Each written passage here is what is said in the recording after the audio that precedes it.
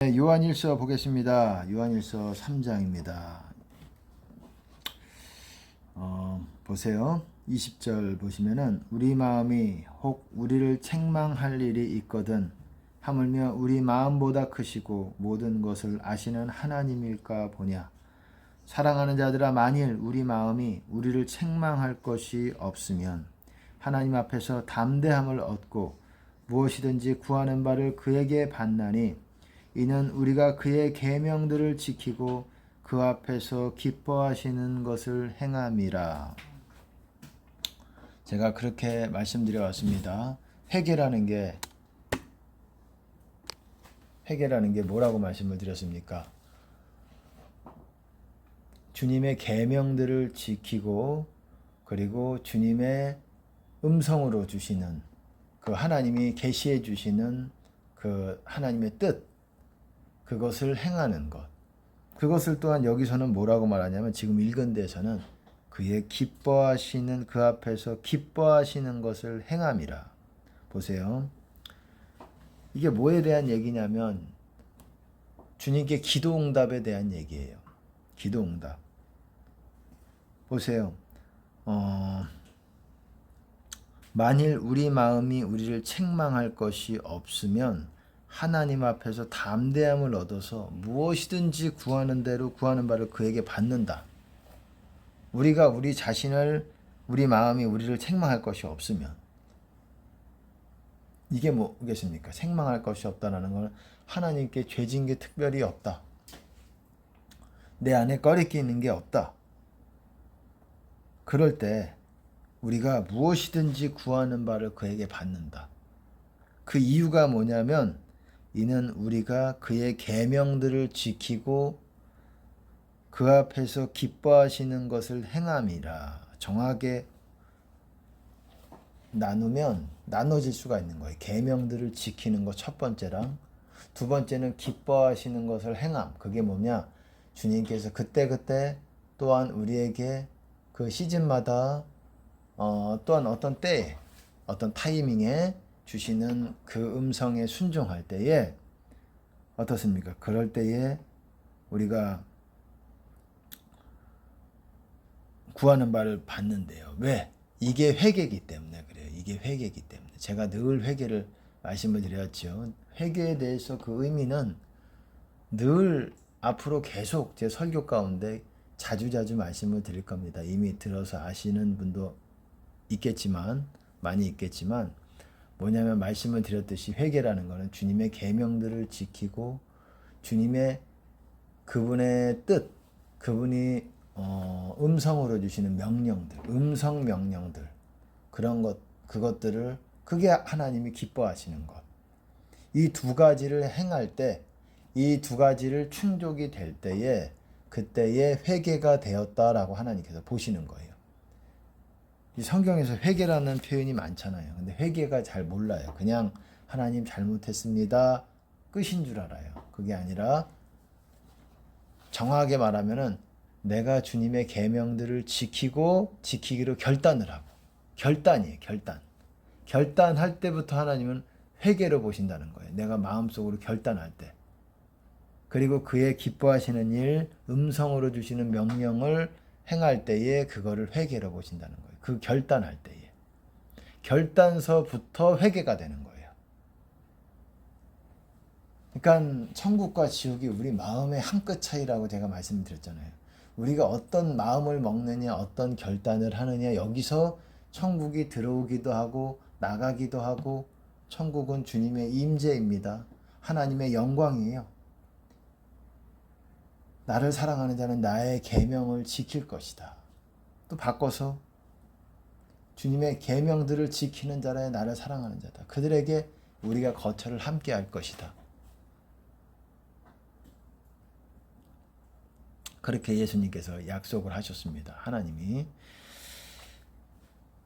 이게 지금 기도 응답에 대한 문맥적으로 얘기지만 그 안에 보세요. 무엇이든지 우리가 회개가 되었을 때에 무엇이든지 구하는 바를 하나님께 받는다라는 거예요. 그리고 다음 절에 보면 어쨌든 22절에부터 다음 절 제가 다시 한번 읽어드릴게요. 무엇이든지 구하는 바를 그에게 받나니 이는 우리가 그의 계명들을 지키고 그 앞에서 기뻐하시는 것을 행함이라. 그리고 또 그의 계명은 이것이니 그 계명에 대해서 다시 또 정확하게 얘기합니다. 곧 그 아들 예수 그리스도의 이름을 믿고 그가 우리에게 주신 계명대로 서로 사랑할 것이니라. 사랑이에요. 서로 사랑. 제가 20몇 가지 20몇 가지가 있다 그랬습니다. 주님의 계명들이, 예수님의 계명들이 20몇 가지가 있지만 결국은 하나로 묶을 수 있는 게 사랑이에요. 서로 사랑. 그리고 두 개로 묶는다면 믿음과 사랑이에요. 여러분, 믿음과 사랑. 이걸로 예수님의 계명이 다 만족이 되는 겁니다. 그 안에 겸손도 있는 것이고 당연히 그 안에 정직한 것, 진실된 것도 있는 것이고, 여러분, 사랑에는 거짓이 없다. 진실된 사랑을 말하는 것입니다. 그러니까 좀 더 예수님의 계명들을 요약하자면 사랑과 진실이에요. 사랑과 진실. 그리고 믿음. 결국은 이겁니다. 겸손도 좋죠. 겸손도 좋고 용서도 당연히 들어가는 거고 사랑에 들어가는 거고 늘 용서, 사랑 이거예요. 믿음 그리고 정직한 것. 결국은 이겁니다. 그리스도 교훈이라는 게 이거예요. 그 교훈 안에 거하는 자들이 하나님을 모신다 그러잖아요. 지내쳐 그의 그리스도 교훈 안에 거하지 아니하는 자마다 하나님을 모시지 못하되 뭐라 그럽니까? 그리스도 교훈 안에 거하는 자는 아버지와 아들을 섬긴다, 모신다 이 말이에요. 모신다라는 건 그 마음 안에 두고 하나님을 내 마음 안에 모시고 내 마음 안에 그리고 섬겨드리는 겁니다.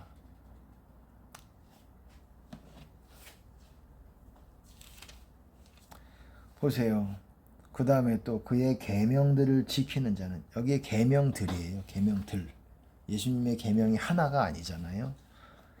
주 안에 거하고 주는 저 안에 거하시나니 우리에게 주신 성령으로 말미암아 그가 우리 안에 거하시는지를 우리가 아느니라. 그의 계명들을 지키는 자가 주님 안에 거한다라는 거예요. 여러분, 그게 진실입니다. 기도로 주님 안에 거한다고 생각하는 분들이 있잖아요. 맞아요. 기도는 주님을 만나는 아주 중요한 방법이고 또 그 방법들을 알아야 돼요.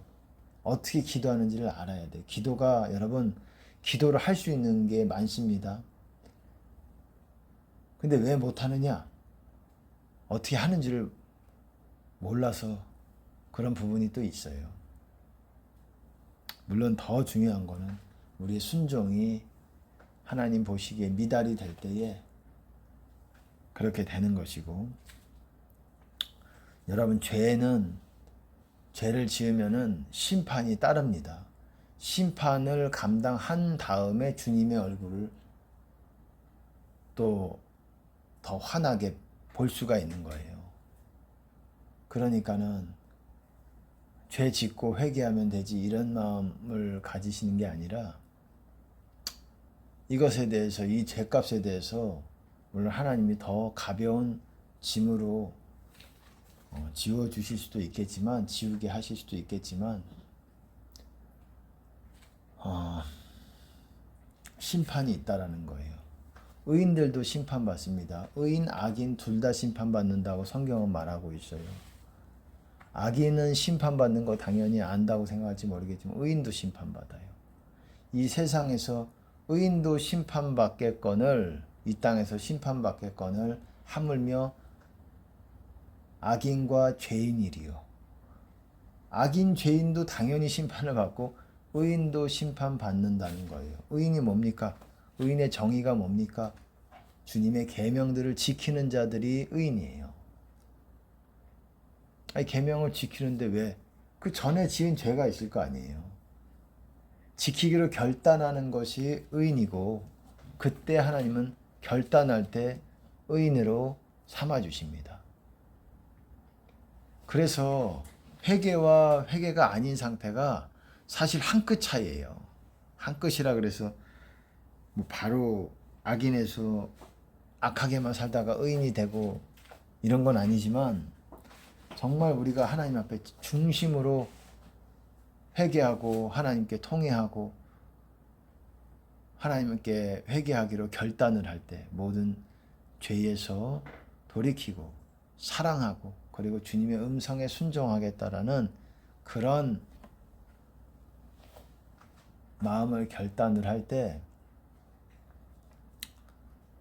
하나님께서 의인으로 보십니다. 그리고 의인도 그 전에 지은 죄가 있을 거 아니에요. 전에가 아니라 뭐 완벽하지 않잖아요. 결단했다고 죄를 안 짓는 건 아니잖아요. 그 가운데 짓는 죄에 대한 심판이 있다라는 거예요. 우리의 삶 중간중간에. 중간중간뿐만 아니라 어떤 사람은 어떤 시즌을 하나님께서 정하셔서 심판의 때로 들어가는 게 있어요. 그거를 성경에서는 때라고 얘기합니다. 때, 타임, 타임즈, 때, 한때, 두때, 반때 들어보셨죠? 그게 뭐냐면 어떤 때의 시즌을 얘기하는 거예요. 한때, 두때, 반때라는 거는 물론 그거를 1년, 2년, 반년이라고 해석하는데 저도 뭐 동의합니다. 어느 정도 동의하는데 맞습니다. 맞다고 봐야 돼요.